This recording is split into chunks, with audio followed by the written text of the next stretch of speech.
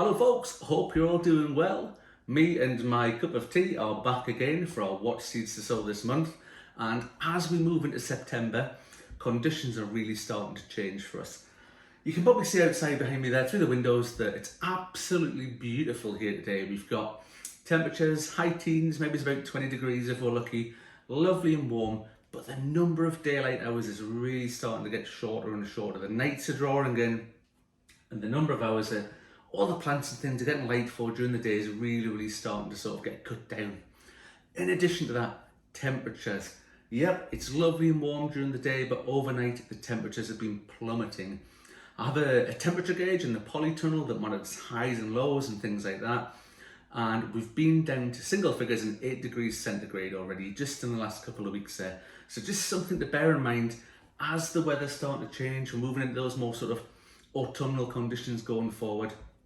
And we need to think about what we can grow. But don't worry, there's still plenty of time left to get stuff grown. And the way to think about this time of year is it's almost like a second spring, but at the end of it is winter.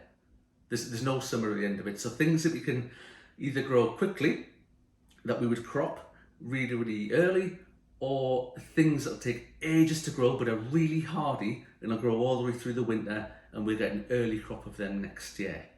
Anyway, enough of me waffling about the weather and whatnot.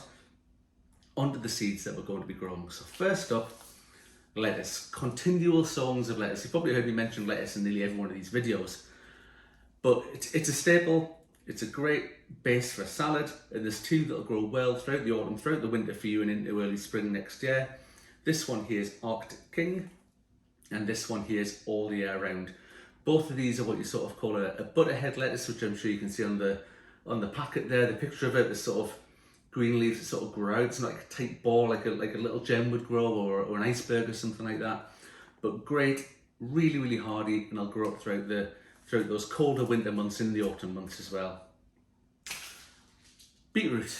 You might be thinking, why on earth are you sowing beetroot? You haven't got enough time for it to grow. Which is true, we don't have enough time for the root to grow and for us to get that. But what I am going to use this for is microgreens. So we've got our lettuce, our nice green base to our salads, and you want things to go in it, things to go through it. So I'm going to grow beetroot, and I'm going to chop the tops off even, and take microgreens off the top. So the little shoots that come up, once they're a couple of inches long, we'll pop them in the salad with the lettuce, and it'll add colour, and it'll add different nutrients, and it'll look absolutely brilliant as opposed to having sort of plain dull colours in there. Next up, spring onions. These ones are called White Lisbon, and if you get them sown pretty quickly, as in about the first week of September, you should be able to get a decent crop of them before the really cold weather comes along. Yes, they might not be massive like the big ones that you'd grow in the springtime into the summer, but if you get them in nice and quick, you'll still get a decent crop of these, which again, use them for all sorts of stuff, but putting in the salad with those green leaves and the sort of microgreens and the beetroot, these things are starting to look really good and really tasty. Next up, we've got some purple top turnips. Now, we did grow some of these earlier in the year, but I think I put them in when they were a bit warm. They didn't get very big, and they started to bolt and things like that. I mean, we still got a crop from them, but they just weren't very big, weren't as good as I was hoping for. But now that temperatures are starting to cool down a little bit, ideal time to start getting something like this sown.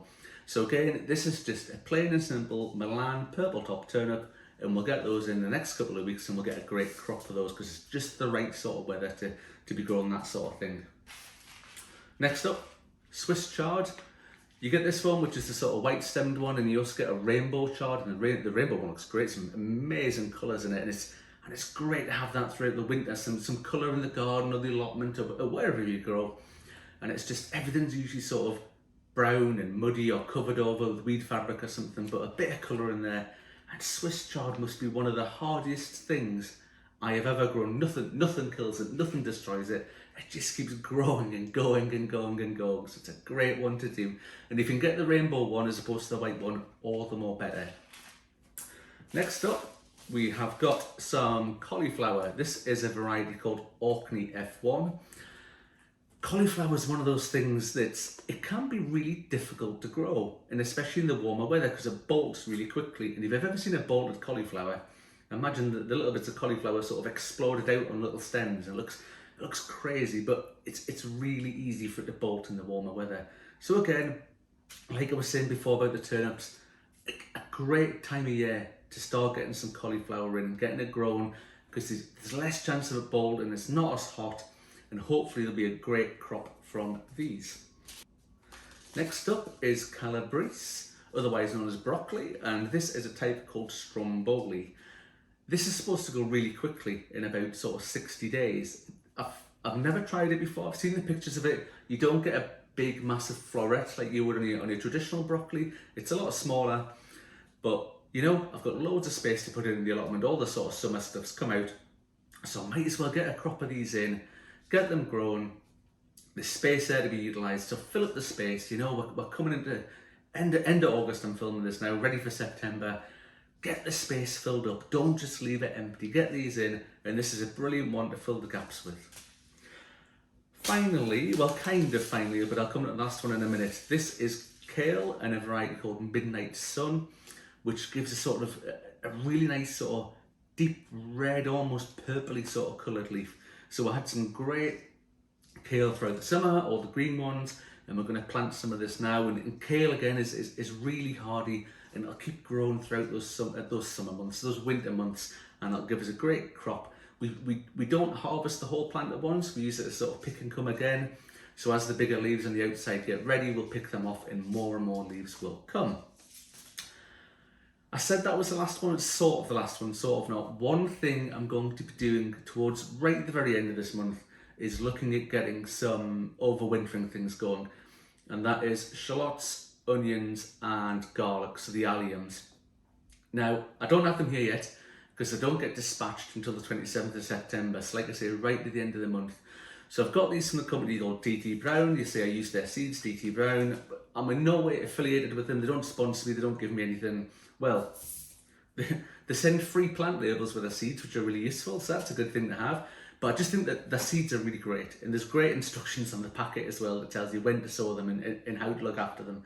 So a big shout out to DT Browns. But they've got a pack on at the moment, and it's $14.95, and you get onions, shallots and garlic. So the onions are called Radar, the shallots are Germo AGM, and the garlic is Provence White. And you get loads of each, loads of them. So I'm going to get some of them. I was going to grow them over winter and stuff from seed, the onions from seed, but this offer came through into my mailbox the other day, and I thought, oh, let's give this a shot, because they'll come as sets. And sets are a lot easier to grow, and they're generally more hardy as well in the winter months. If I remember, I'll put a link below in the description. You can click on the link and you can go and have a look yourself. But like I say, I'm not affiliated with them, I'm not sponsored with them. It's just something that I like to do. So they'll be going in right at the end of the month. When I say they're going in, they're going to be going into seed trays first. So I'll put them in the seed trays, get the roots established. We'll get some good green tops on them first of all, before they get planted out in the ground. And again, that's just going to help them out when we're getting into the colder months. It's definitely be sort of heading into autumn and the really sort of colder weather then, and it gets them established before we pop them outside. Anyway, that's me just about done for today, folks. I hope you've enjoyed that. If you like what we're doing here, please give us a thumbs up. Consider subscribing to the channel. It's completely free. You just have to click the button down there. And hey, if you don't like what we're doing later on, you can always unsubscribe by clicking it again.